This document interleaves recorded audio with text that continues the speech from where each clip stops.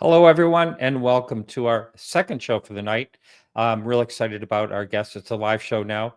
John Kiriakou. I saw a documentary back in 2017. I believe it was on whistleblowers and the like, and John was featured in part of it.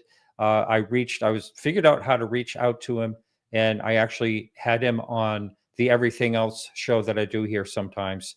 And it was a fascinating conversation. This was back in 2017. And if you watch the show all the way through at the very end of the show, I'll have that linked, that particular show. You can hear his interview in full. Back then, I consider John an American hero, really.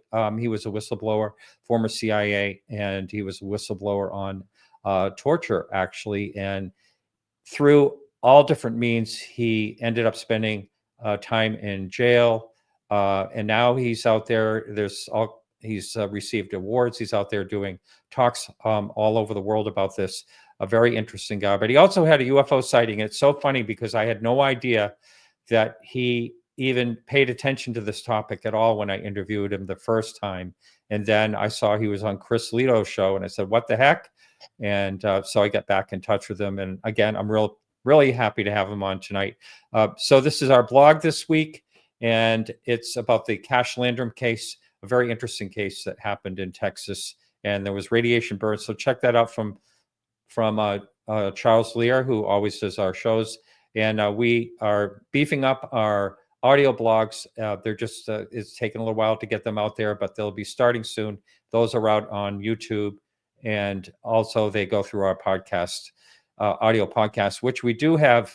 I have to say that I've been pretty excited about our audio podcast because we get, generally speaking, about 150,000 downloads per month. So thank you all for listening all over the world. It's been a real pleasure doing this show. And it is my honor to bring our guest in. Welcome back, John. Thank you, Martin. Good to see you again. I would have never guessed in a million years we'd be talking again about this, especially about UFOs. Of all things. Yeah. So that's funny. It never came up. I never told you about it when you were on the show before. But where are you located these days? I am in Arlington, Virginia, just outside Washington. So basically where you were when we first talked, or in that general area. Mm-hmm. I've been here now for 25 years in Arlington. I like it a lot. Yep. That's, and we talked earlier offline about I went to a couple of the two hearings that were there, and that was very exciting on UFOs. Did you even hear about that when that was happening? Yeah, I've actually followed it closely, just because I'm on so many podcasts, usually about international affairs, intelligence, security. I have an interest, like you do, and we're going to talk about that tonight. But I couldn't help but to follow it. We covered it on my podcast. Yep. I have. I just realized I have a clip right here. I'm going to play it. It was when I first I was there, and I met David Grusch. So. Thanks so much. Excuse me. Yeah, excellent, amazing, really good. Thank you. So awesome. Hey, David. David, I just want to thank you so much. You're welcome. Really appreciate it. Yeah, great job. Sure. So that was kind of funny when I did that, because he's looking around like, who's after me? An assassin. Yeah. So, but anyway, that was really fun too. And it felt like a very historic, situation, for the amount of people. Yeah. The amount of people. I think it was, because really it was the first time that there was, I'm not going to say the first time that the government came clean. It was the first time that they threw a bone to those of us who have said for years and years that there's something out there, they know more than we do, and they won't tell us. Yeah, that's right. Now, I was the MC at the MUFON event. It was a symposium this summer out in last summer in Irving, Texas, the Dallas area. Yeah. And someone came up to me and they said, well, I just found out that there's a retired CIA and a retired FBI guy right over there. And so I went up to our room. I told my girlfriend, producer, Donna, and she said, let me at him. And so she said, I'm going to buy them drinks. I'm going to get the information. I'm going, So anyway, she went right right to them and sat down and got a conversation going. And eventually, later on, I got to sit down and talk with them, and they were there because they have interest in UFOs. But I just wanted to tell you, the former CIA, the retired CIA, said to me that there was some type of, I don't want to call it like intranet or some type of, he said it's something like a Wikipedia type thing for the CIA. Mm-hmm. Do you understand what I'm talking about? Yes. Mm-hmm. Okay. So they were developing it just like they started developing it a year or two before I left. Oh, I see. So he said the day that opened, the number one search was UFOs and extraterrestrial. When I got hired at the CIA, the very first question I asked was, what kind of information do we have on UFOs? And my boss laughed at me and said, that's the first question that we all ask. And there's nothing in the system. Wow. There's just nothing. Yeah. Yeah. He said, Pentagon. The Pentagon has it all. Yeah. Yeah. And do you think that's true? Yes. Yeah. I do. I did have retired. I'm meeting him in California next week. Oh, by the way, I should mention, just while I'm talking here, just to put this out there, that I'm going to California next week, and I'm going to be interviewing live in San Rafael, California, in his home, a professor that teaches a course on UFOs. And then I'm going to be speaking course on UFOs. Yes. That's great. I know, at Berkeley, of all places. Oh, my heavens. Yeah, Great. it's a summer course, but still, it still be really fun. And then I'll be at this event for anyone that's in the Bay Area. I'd love to meet up with you. I'm going to be there, and here's the information up on the screen. So anyway, I just wanted to get that out of the way. I'm going to be there, next. I'm leaving tomorrow. We're leaving tomorrow to get out there, so that's going to be a lot of fun. But yeah, I just think that there's there's something to it. There's what I meant to say also, John Ramirez has been on the show 3 times, maybe 4 times. He's a retired CIA, and he showed me, what he could, awards and stuff like that to confirm he was. And he just said there's a lot of people in the CIA that do have an interest. A lot. Yeah. It's true. A lot of us do. Yeah. But he thought there was something. Now, the only thing he could get close to knowing anything about was something through the satellites or something. I forget what he said, and I don't want to mess it up. But he said there was no information that he could directly get to access. When I first started at the CIA, we were just. This is going to date me. I think I'm older than I look, but we were just transitioning from typewriters to computers, and so what's a typewriter? Yeah, I know, right? We still had typewriters on our desks when I started. And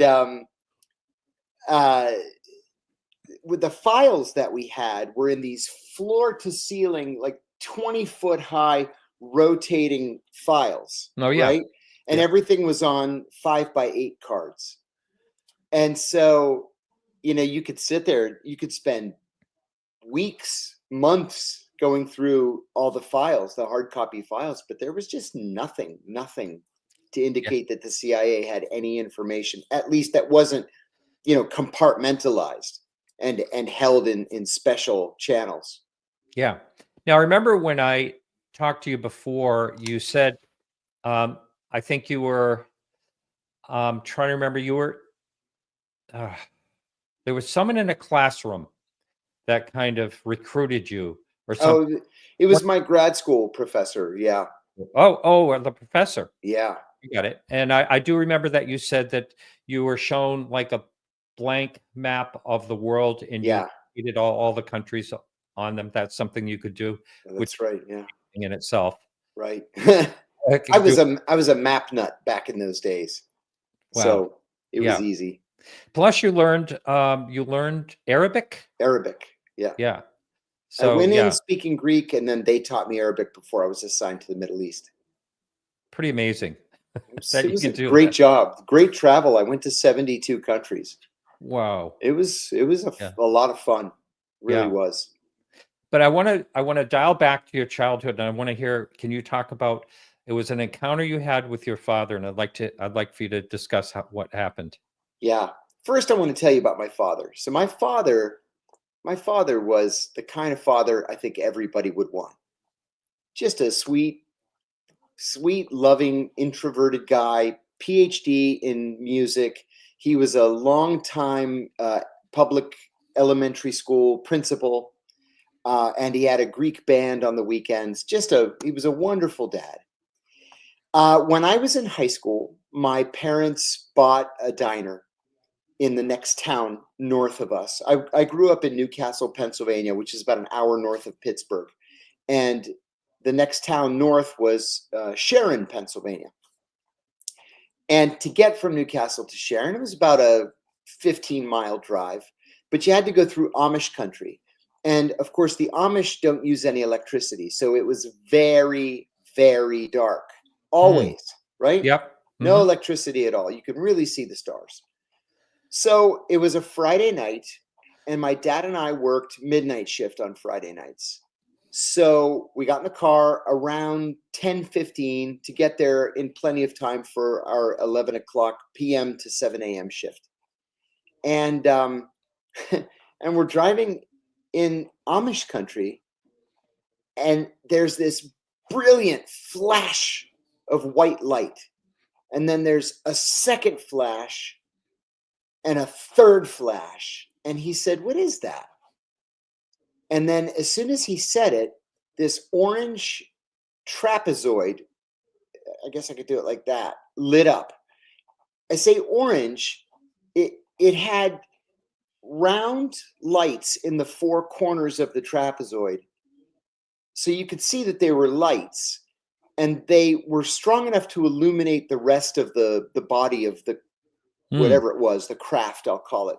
Mm-hmm. And it just hung there in the sky. And it was not terribly high up. I'd say it was probably 1,500 feet, 2,000 feet. Mm-hmm.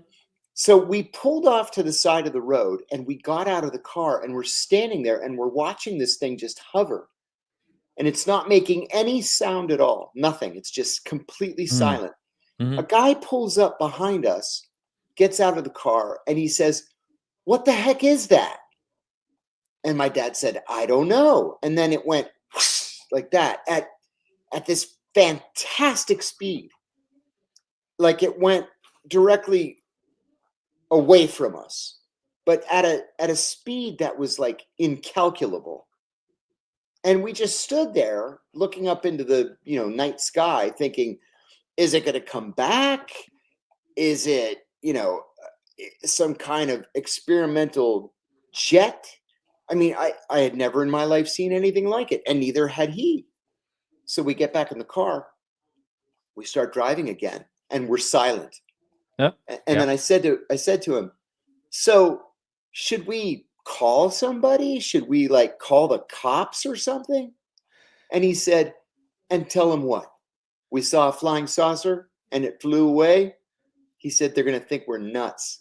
Yeah. So we didn't tell anybody until the next day. We went home after the end of the shift, and we told my mom. She said, "Oh, come on." And my dad said, "I'm telling you, we saw a UFO." And I've been thinking, I was 17 years old, and I'm 60 now, and I still think about it all the time. Yeah. Some it affects everyone differently. I've talked to people that say, "Oh yeah, that happened," and no, crazy sighting too, and like, "Oh yeah, that happened," and what's for dinner? Yeah, right. But other Yeah, people, they shrug their shoulders like, "Oh, I don't know what it is." Yeah, and that's why I'm here. And I have to tell you, I had my sighting in California, and it was something that baffled me. If I had a camera, I might have not thought to take a picture. And I was in a hot tub, and and there was no bubbles, and there was no sound, and that's what freaked me out the most. This thing was actually moving at a steady pace, and there was absolutely no sound, I just couldn't understand why there was no sound. Now I have to, and I called the cops, and I got ridiculed. See, exactly, Yep. exactly. Jimmy Carter, when he was governor of Georgia, he saw one, and he called the cops, and he filed a report saying that it hovered in the air, it was buzzing, and they ridiculed him. And then they released the report during the 1976 presidential campaign just as a way to mock him and make him sound like he was crazy. Yeah. Well, I think they may have explained what that is. There was some type of failed launch or something, but Oh, it's gosh. possible. It's possible, and I don't. But I think even the grandson agreed to it. I mean, there was something I watched, but still, there's so many more examples of people that have seen these things, and the ridicule factor is a lot less today than it was. I'm sure Yeah. you're aware of when the Pentagon, the 2017 when the article came out in the New York Times. With the Yeah. videos and all that, that kind of changed the ridicule factor way Yes. down. A lot of people were convinced on the one hand or silenced on the other. Yeah. Before we started the show too, you and I were talking about something else. When I was a kid, I had a lot of family here in the Washington area. And so when I was a kid, we used to come down to Washington for summer vacations and stay with our relatives. Well, my dad's cousin, who was my godfather, owned a very prominent steakhouse in Old Town Alexandria, Virginia. Hmm. And he would get, senators and congressmen and bankers and politicians, from the city. And it was sort of a crossroads for movers and shakers in Washington. And his son, who worked there as a manager of the restaurant, had a friend who was there one day when I was there, and he happened to be an F-14 pilot. So I'm thinking this is 1977 or 78, and he told us this story. He just volunteered this story that he was based at Langley Air Force Base in Norfolk, Virginia. Mm-hmm. And he said all of the pilots had seen these phenomena, whatever they were. In fact, he had seen one. He followed it for a while, and it went down into the water. It stayed down there for a while, and then it came back up. And he said he was so rattled that when he landed and reported it to his superiors and some of the other pilots have said, "Oh, I've seen that. I've seen where they go down into the water and come back up." And he said he filed his flight report, and nobody ever bothered to, ask him follow-up questions to question, was that really what you saw, or could it have been something else? They just accepted it. Like, oh yeah, everybody sees those. They go down to the water, they come up. And I remember he said that it was almost like the thing was drinking. It went down into the water on purpose and stayed down there and then came back up. Did you describe a shape of any kind? Do you remember? He said that was a cylinder, like like a cigar is what he said. There's a lot of people describing cigar shape, UFOs, and but that's the first one I've heard of a cigar shape in the water. But in and out of the water, UFO, whatever you want to call that one. But fascinating.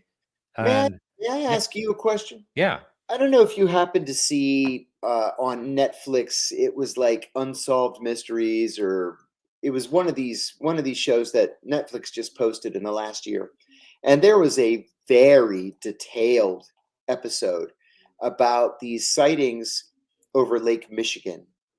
Yes. What do you make of that? Because almost all of the witnesses were employees of the National Weather Service, and not only did they see them in the sky, but they followed them on the radar. That's and right. Those went down into the water. What do you make of that?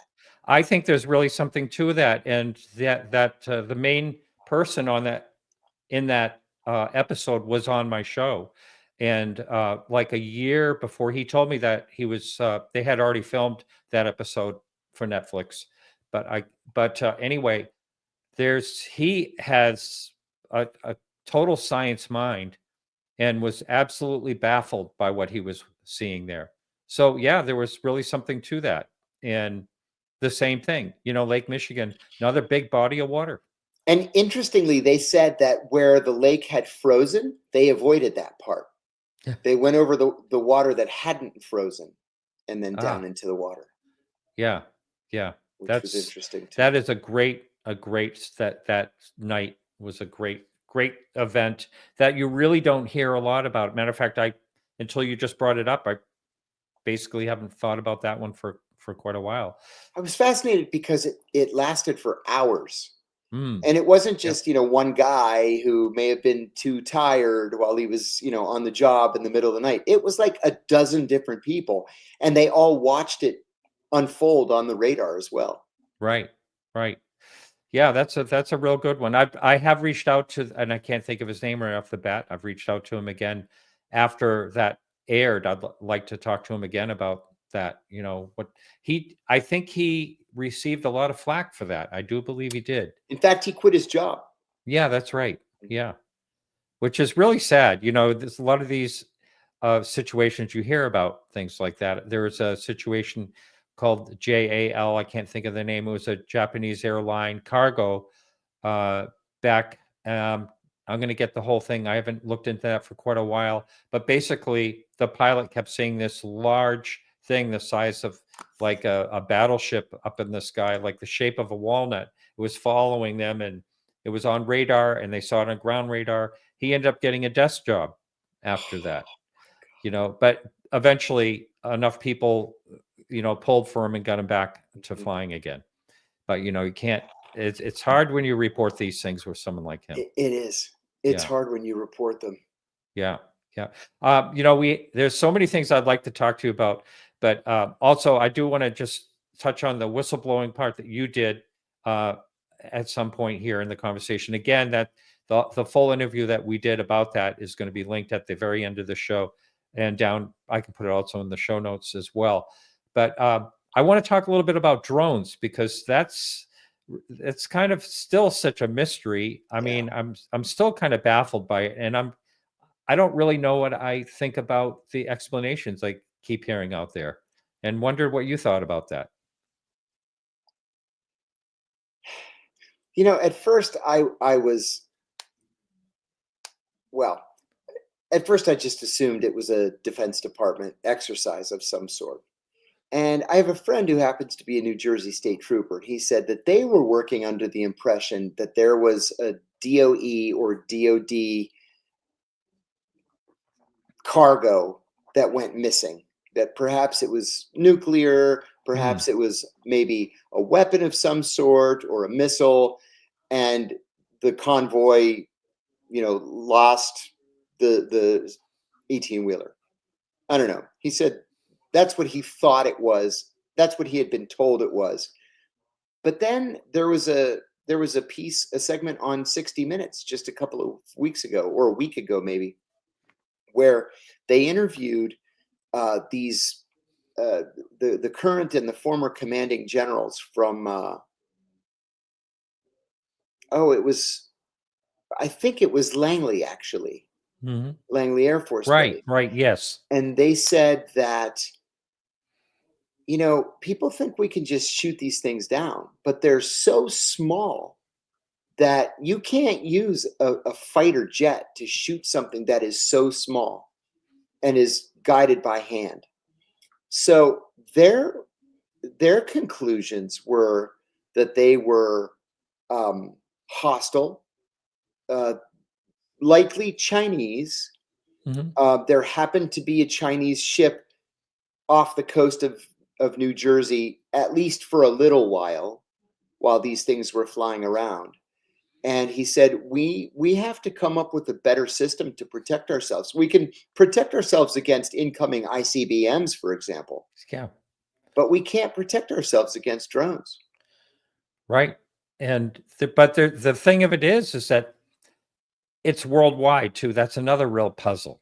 Yeah. And these things are happening like every year around the same time. It was happening as well over the last several years. There was an event in Colorado a few years ago that was baffling to everyone out there. I don't know if you heard about that, but No. But then there's these really large size drones, and they're going for for extended amounts of time. So it's just it's still that's right. still. I just don't know if the FAA said they had no idea what it is, and then they said, "Oh yes, we do know." Which to me sounds like there's some type of cover-up. Would you want to say something's not adding up? Yeah. It seems to me, and I don't have any inside information here, but if this were deemed to be either hostile or unknown in origin, you would think that the government would want the public to shoot them down. Right? If somebody said to me, hey, there are these drones flying around, they could be Russian, they could be Chinese, we don't know what the heck they are, but they're not ours. We promise they're not ours. And one's flying over my house, I'm perfectly happy to take a shot at it. So why didn't they say that? Right. I don't get it. So I want to apologize to everyone over in the chat. I'm sorry I haven't even peeked in to see if we have any questions up there.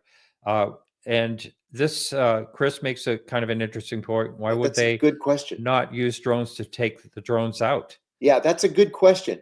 The way it was explained to me is that all of our drones that are big enough to carry missiles are deployed overseas, all of them. And so we just don't have them close enough to New Jersey to be able to send them there and clean out the sky. Yeah. Yeah. But they were also in Germany. They were in Australia. I mean, it was just really, really weird. And yeah, you can't, someone just posted here, you can't really shoot them inside city limits. Yeah, that's true. Yeah. That's true. You can't. Yeah.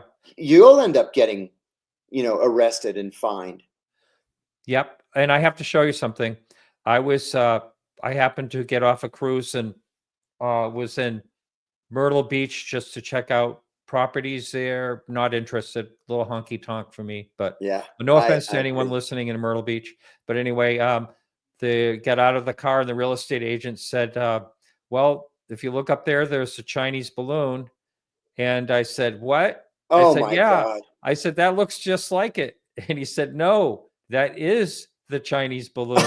And then we watched the whole thing happen. Oh, my God. Yeah. It's being shot down. Right. It happened right when I got out of the car. I mean, my God. what are the odds? The last I knew, I was on a cruise, and the last I knew, it was over the Midwest somewhere. And Right. and stepped out of the car in Myrtle Beach, and there it was. So That's great. Yeah. So, I mean, there's a situation right there. That was probably, you mentioned it could be China, the drones. And I did a show with Nick Pope and Mark D'Antonio, I believe, I don't know, maybe a few months ago, and also a witness from New Jersey that witnessed these drones in her backyard. And some of them were really big. And anyway, and the thing, I just, it was just a guess. But I said, maybe these are Chinese, maybe that's a possibility. And I keep hearing that. So I don't know if we know any more about that now than we knew then, but it's still a possibility. I think it's a possibility. Yeah. And like you mentioned, the 60 Minutes, I saw that. And they said, they can't see where they come from or where they go to, and That's right. I just wonder why don't we have that technology? It seems like we have technology for all kinds of things. And another thing, have you ever seen the YouTube video of a police drone in Santiago, Chile, where there's this huge crowd of protesters and this drone is hovering above the crowd, and hundreds of people in the crowd start beaming this they have these laser pointers at the drone, and it completely confuses the drone and shorts it out, and it just crashes. And everybody erupts in cheers. Wow. A friend of mine at the Pentagon said, oh, yeah, that's the vulnerability of drones. They're susceptible to short circuiting when they're exposed to laser beams. Wow. So just a laser pointer that you buy for $5, if you shine it, long enough, you're going to take the drone down. Yeah. There was someone sent me just a couple of days ago a video of a drone that this was in recent days. And this guy got really good footage of this thing, and it was triangular shaped and it was big. It looked like it could be this. I don't know how high up in the sky it was. And if I can find it, I will put it in the show notes eventually. But anyway, what I'm getting at is there's still people talking about, like, it's still ongoing. It's not like it's completely stopped. I mean, it's slowed way down, but I don't hear anything from New Jersey at this point. Mm-mm. And, there were people suggesting that it might have had to do with some type of warhead that was missing, but the way that was contradicted was that there's other ways of being able to detect any radiation. Yeah, that we have much that's better ways. true. Yes. Yeah. Yeah. Than sending up 500 drones to look for the thing. Yeah. So you know of that. I mean, Yes. yeah, right, right. So I would like to talk a little bit, off the subject just a little bit, because, back when we talked the last time, you went through kind of a living hell. Your life is much better today, but you wanted to do the right thing, and as so often happens, we try to do the right thing, and we all catch hell. And you really caught hell. You spent I did. 23 months in prison. I did. I Yeah. did. And I'm utterly unrepentant and would do it again today if I had the opportunity. Yeah. Yeah. I I'm was sure in- there would probably be some things you would do a little differently. Yeah, there's one thing I would do differently, and this is the advice that I give every would-be whistleblower who asks for my advice. And I'm going to tell you what it is before you say it. Get a lawyer first. There it is. Get a lawyer first. Yeah. And make sure that when you blow the whistle, that lawyer is sitting next to you. Yes. Mhm. I ended up having to be reactive because I hired the lawyer after I blew the whistle. I blew the whistle on the CIA's torture program. And, the funny thing is, I did this in an interview with ABC News in December of 2007. The FBI investigated me from December of 2007 to December of 2008, and they determined that I had not committed a crime because torture is illegal. And it is a felony in this country to classify a criminal act, which makes sense. So no charges. 3 weeks later, Barack Obama becomes president, and he names John Brennan, the Deputy National Security Advisor for counterterrorism. John and I hated each other for years. And John was one of the godfathers of the torture program. And so he asked the Attorney General to secretly reopen the case against me. I had no idea that for the next 3 years, my phones were tapped, my emails were being intercepted, and teams of FBI agents were surveilling me.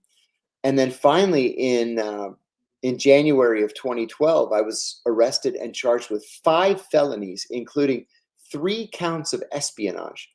Now, espionage can be a death penalty. That's right. offense. Yes. Well, I hadn't committed espionage. Giving an interview to ABC News and having lunch with the New York Times is not espionage. And finally, they dropped the espionage charges. But I ended up taking a plea to a lesser charge. I actually had refused the plea. And I said, no, I want to go to trial. And my lead attorney was so angry with me. He got right in my face and he said, you know what your problem is? Your problem is you think this is about justice. And it's not about justice. It's about mitigating damage. Take the deal. So I was looking at 45 years. Wow. Realistically, if I had been convicted, I was looking at 12 to 18 years. And they were offering 23 months. And I ended up reading an article published by ProPublica, and they had done this research study in which they found that the government wins 98.2% of its cases. Really? So I took the deal. I had 5 kids at home at the time. What am I going to do? Right. So Yeah. I took the deal. Yeah. Wow. And I remember you told me what that was like and how you were prepared yourself for it. And I just got to ask you this. What's the best thing that you got out of prison?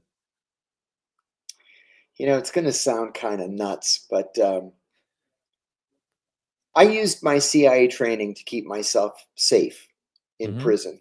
And as part of that training, I made what I call in my second book, strategic alliances. And I ended up being adopted by the Italians. And I mean Italians named Gambino, Bonanno, Lucchese, Genovese. You get the idea. And once word got around that I was with the Italians, it was hands off. Mm. So I went in there with my head held high, kept myself safe to the point where people were actually deferential to me. Mm. And I treated people with respect. You know, Yeah. the big divisions in prison are along racial lines, Hmm. right? They're in the TV room.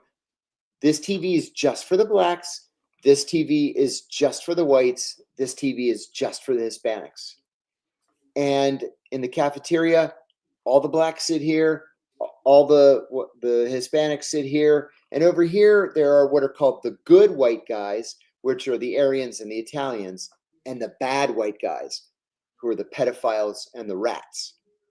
Wow. And I, with the exception of the pedophiles and the rats, I didn't respect those racial divisions. So I had friends who were black and friends who were Hispanic, and you treat people with respect, and they treat you with respect in return. Sure. And so I had a very easy time of it, Hmm. crazy as it might sound. Yeah. Yeah. I Yeah. remember, you're talking a bit about this, and uh, was there ever any time that people would, find out, oh, CIA, that type of thing, and That's have a a great better. question. That's a great question. And I'll tell you what happened. I reported to prison on a Thursday. The previous Sunday, there was an article about me on the front page of the New York Times, and it said that I was going to be assigned to the federal prison at Loretto, Pennsylvania. There was an Wow. Italian guy there who, for whatever reason, just to be a good guy, went to every single one of the Italians and said, listen, there's a CIA guy coming here, and you need to know the difference between an FBI and a CIA. FBI, they're cops and rats. CIA, protect us from the Muslims. This is what he Mhm. told them. Yeah. And so as soon as I arrived, they welcomed me. I was invited.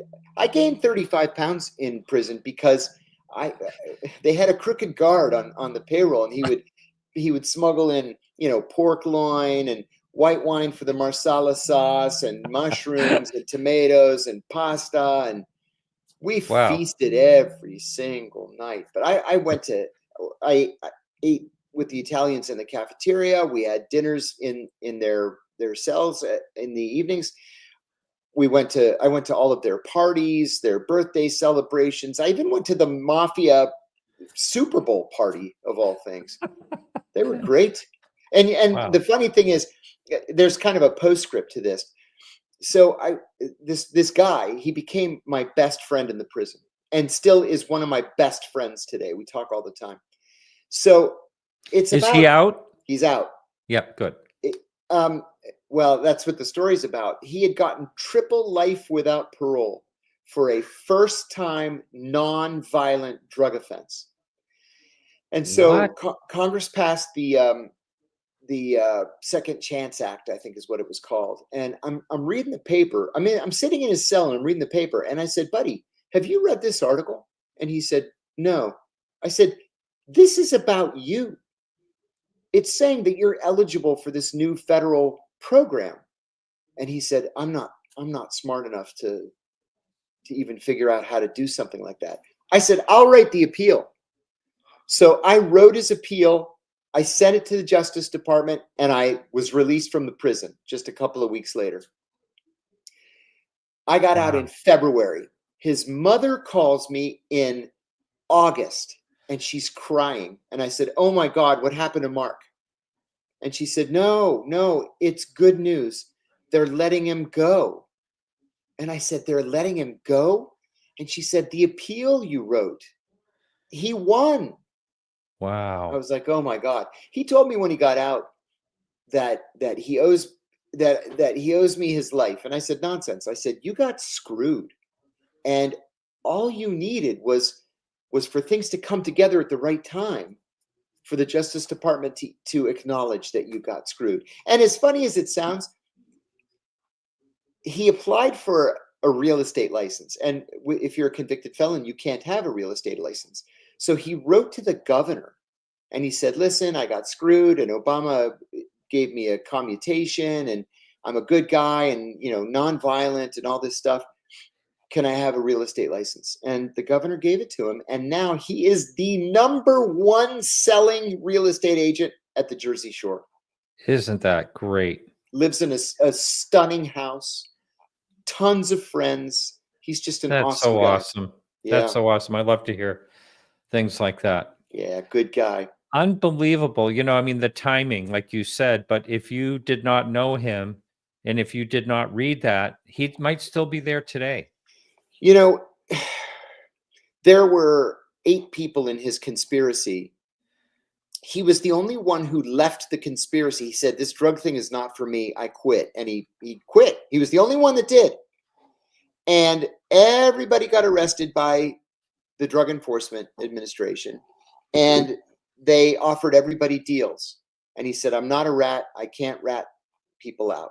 And so he didn't take the deal, not knowing that everybody else took the deal. So the other 7 guys got 5.5 years. And he got triple life without parole. Yeah. My God, you just must feel like your life is totally over. Yeah. I bet he's extremely grateful every day. It's a new life. And I'm Yeah. so happy for him. Yeah, great story. He didn't deserve that treatment. Right. Well, that's really, thank you so much for sharing all this with us. Now we're going to try to get back to the UFO topic somehow. And but this is all really fascinating. So I just someone sent me a friend of basically the show here, and also a mutual friend of Chris Lato. Yeah. He sent me this thing about this guy talking about government secrets, and it had to do with Neil deGrasse Tyson and 2 other people there in an interview. And the guy basically said that, hey, the government leaks things all the time. That's how they get funding. Constantly. So and so then the question came up, well, why aren't they leaking about the crash retrievals or the UFOs or things like that? So I guess I have to ask you, what is your thoughts about that whole thing? I actually have thought about that. And, you know, having been in the CIA for 15 years and having been read into special compartmented programs, I can only conclude that these things are so compartmentalized, so stovepiped, that there are too few people who actually are read into the program to leak it. You know, this is how torture didn't leak for so long. In the beginning, there were only 16 people in the entire federal government who knew about the torture program. Well, you know, later on, it was hundreds of people. There were dozens that were actually carrying out the torture. That's really, I mean, it just hit me. That's so baffling that there's that few people. You know, I mentioned earlier about meeting with the 2 gentlemen, retired FBI and retired CIA. Right. And we got into 9/11, you know, Yeah. talking to the FBI, and he talked about, yes, everything is stovepiped. Yeah. And that's why the information was protected and not enough people. There's not enough connections. That's a very nice way to put it. The truth is that the CIA and the FBI have hated each other since 1947, when the CIA was created. And so the CIA knew that the hijackers were in the United States and didn't tell the FBI because the CIA wanted to make a run at them and try to recruit them. The FBI knew that there were hijackers who were trying to get into the United States, but didn't tell the CIA that they knew the identities of the hijackers. And so because they refused to cooperate, to the point where the CIA and FBI computer systems were not even compatible, that's why 9/11 happened. Yeah. And you came in right about that time, right? Oh no, I was already a senior officer by 9/11. Now, I thought you mentioned in the interview that we did that they were like getting ready to throw money into all types, anything After 9/11. After 9/11. Yeah, I yeah, got it. yeah. Yeah. Yeah, I had an idea for an operation just a couple of weeks after 9/11, a counterterrorism operation. So I went up to the director of the Counterterrorism Center, Ambassador Cofer Black, and I said, Cofer, I've got an operation that I want to pass by you. And he put up his hands and he said, whatever it is, just do it. I have Crazy. so much money, I can't possibly spend it all. And so I was on the next plane. That's amazing. That's amazing.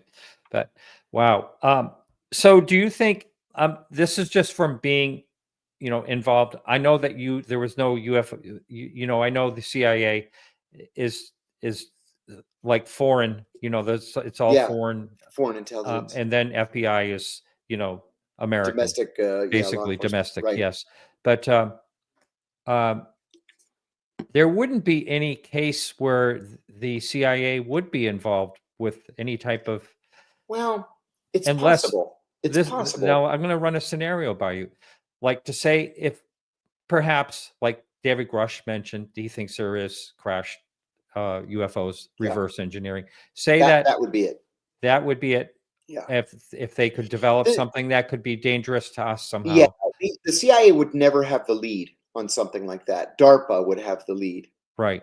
Mm-hmm. They would bring in CIA and maybe one or two other agencies, probably DoD agencies, to come in and reverse engineer something like that.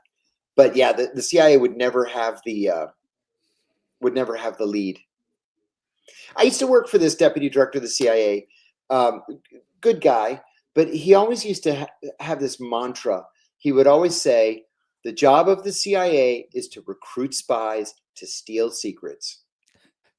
And I used to think, yeah, that's technically true, but we also, fly around the world and murder people and overthrow governments. And, it's not just recruiting spies to steal secrets, although I get the sentiment.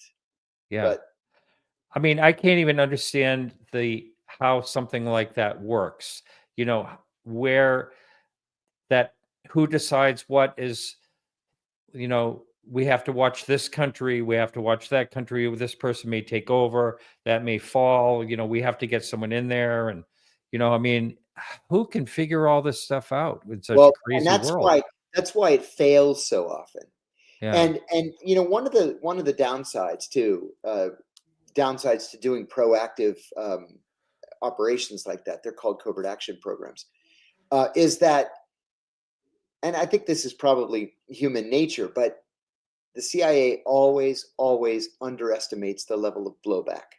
Blowback are the unintended consequences for carrying out an operation. So, for example, I was the note taker in a principals committee meeting the night before we invaded Iraq. And the principals are the president, the vice president, secretary of state, secretary of defense, national security advisor, director of the CIA, and the CINCSENT, the commander in chief of the Central Command. So my job was to sit silently behind the CIA director and just take notes. One of the senior officials from the White House said at the end of the meeting, like he couldn't wait for tomorrow because tomorrow we're going to invade Iraq. And he said, as soon as we cross that border, they're going to throw flowers at us. And I said to the director afterwards, do these people know nothing about the Middle East? Do they know nothing about history? The Iraqis are going to see us as foreign invaders and occupiers. They're going to throw bombs, not flowers. And sure enough, really, they threw bombs. Oh God! And then we're mired in a war for more than a decade. Wow. Another war. Well, this is Jack, who I was just talking about, a mutual friend of Chris Litos. So here's the question here, and I have to read this out because of the audio part of the show. Considering your experience as a whistleblower and challenges you faced, what advice would you give to individuals who possess credible information about UAPs and who are considering coming forward? Good question, Jack. That's a very good question, and it's an important question. So I would highly recommend that you consult with an attorney who specializes in whistleblower rights. There are a bunch of them here in Washington. They may be a little bit harder to find outside of Washington, but you need somebody who's going to understand where you're coming from and is going to protect your rights and also protect you from overstepping, so that the FBI can't come in and ruin your life, or the Defense Department or the CIA or whoever else. So absolutely consult an attorney before you say anything at all publicly, and make sure that the attorney is there when you're making the revelation. You'll never, ever regret doing that. Now, I believe David Grusch went about it the right way, as far as I know. I don't know how much you know about that. Yeah. Well, David Grusch also spoke to the congressional committees. Is that what you're talking about? Yes. That but is another way to protect yourself. Yes. Is you reach out to the people who are supposed to have oversight authority over this kind of thing. So if you're not getting any satisfaction, or you can't, get people to take you seriously, reach out to the House and Senate Armed Services committees. They'll take you seriously. I think he went through all the proper steps, but yes, he did. Yeah. He went to the Inspector General, he went to the General Counsel, and nobody would listen to him. I see. Wow. Yeah. So here's another question here for you from Tony. In light of what you went through, would you recommend a career in the CIA? As crazy as it might sound, I would have to say yes. Wow. And I'll tell you why. I loved every minute that I was in the CIA. I went to 72 countries. I met with kings and presidents and prime ministers. I did the coolest stuff you could imagine that I have to keep secret until I, am laid in my grave. And one of the things that an old timer told me that is apropos of this question is, once you get to around the 10-year mark in your career, you're going to realize that you've been promoted into a position of authority. And for a lot of people, their careers really take off at year 10. There are a lot of things that I don't like about the CIA. There are a lot of things I want to see changed. But really, look, I'm a realist. The only way you can change them is from inside. And so keep your moral scruples about you. Know right from wrong in your gut when you go in, because they're not going to teach you right from wrong. You have to know it yourself and have a great career. Wow. Wow, that's really something. So I believe that you watched what you thought was a war crime, and you right it was away. a war crime. Yeah. In more ways rooftops. than the waterboarding. And how the waterboarding basically works is we're all afraid of drowning. Yeah. That's really what it boils down to. And in the case of Abu Zubaydah, they actually did drown him, and his heart stopped, and they had to revive him just so that he could be tortured more. Yeah. God. It's sick. And of course, when torture is not really that good at, people will say anything to stop it, basically. How effective is torture, really? Have they done how? It's not. And that has been conclusively proven by both the American Psychological Association and the American Psychiatric Association. It just simply doesn't work. Now, you just mentioned his name. That was someone you knew very well, right? The one they revived. How do you say his name again? Abu Zubaydah. Yeah. I captured Abu Zubaydah. And I've gone on record for the last 10 years saying that Abu Zubaydah should be released from Guantanamo immediately and allowed to resettle in a third country. We have never charged him with a crime. And in fact, the information that we used to kidnap him and torture him was faulty. He was not the number 3 in al-Qaeda. In fact, he had never even joined al-Qaeda. So what we thought, was conclusive evidence of his guilt of terrorism was just a lie. Just like someone being falsely charged with murder, basically. Exactly. Wow. That's amazing. Yeah, just like murder. And since 1976, when the death penalty was reinstated by the Supreme Court, more than 200 people who had been on death row have been released because DNA evidence has conclusively proven them to be innocent. Mm-hmm. 200 people were Yeah. scheduled to be executed that were completely innocent. Right. It's not acceptable. Yeah. Yeah. There's no way to, I mean, someday we may have that ability to really, really know the truth when someone is telling it. I don't even know if that would affect our rights or whatever, but I Right. don't even know, if that could even work eventually. But I want to thank you so much. It's been a real pleasure. Can you please talk a little bit about the YouTube channel you have?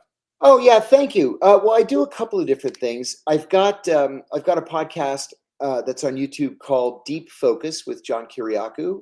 I try to interview as many relevant newsmakers as I can, and I've got a show called CIA Declassified that runs on an online platform called Unified Television, UNIFYD, Unified Television. And what we do is we look at historic events like the overthrow of the Iranian government in 1953, the overthrow of the Chilean government in 73, MK Ultra, UFOs, and we try to use declassified CIA documents to shed light on these issues.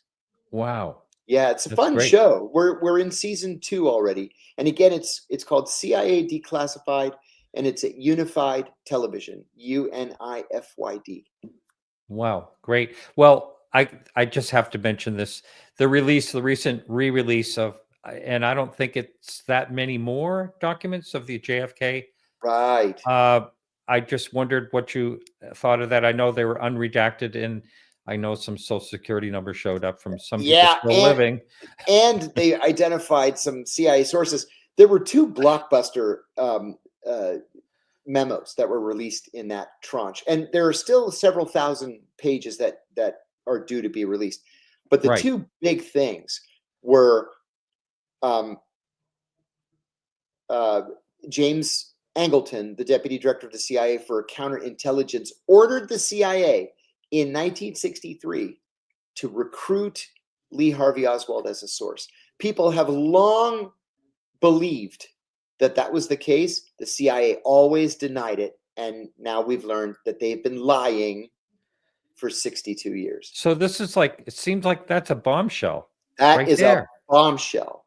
There's another bombshell. There was an Army intelligence officer named Underhill who had high-level CIA friends.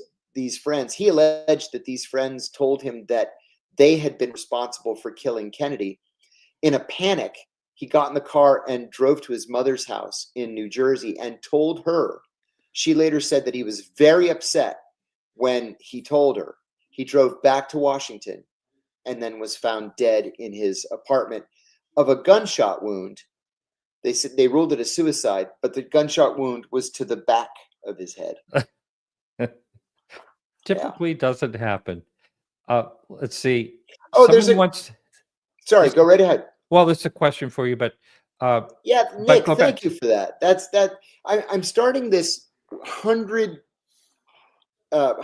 city year-long round the world speaking tour. I've already done speeches in Belfast, Dublin, and Manchester. I'm going back to Scotland and Northern England in a couple of weeks. But we're going to be here in the United States and in Canada, and then we go to Australia and New Zealand, then continental Europe, the Persian Gulf, and East Asia. You can find information at tigersLaneStudio.com. John, I'm going to ask you if you would take the time to email me all these links so I can put them in I the show sure notes will. for everybody to see. I sure will. And again, for everyone to do that's that. watching right now, this YouTube, at the very end, you'll see the video pop up, and that will be the interview that you and I did back in 2017. Oh, terrific. Yeah. Well, it's been a real pleasure, John. As always, it's always Thank you, Martin. Great to talk to you. And I think you're a hero for doing what you did. I think it needed to be done. And, because who knows how carried away that could have gotten. Yeah, thank you. And Thank I'm you. sorry you had to suffer for it, but I'm glad you're doing well now. Thanks so much. It's good to see you again. It's Great been a to long see you. time. All right. So everyone, next week I will be in California, leaving tomorrow, and going to be at the conference. And also our show on next Tuesday is with Professor Ted Peters. And he is a professor who speaks on the UFO topic in summer courses at Berkeley. So thanks, everyone. And remember to keep your eyes to the sky.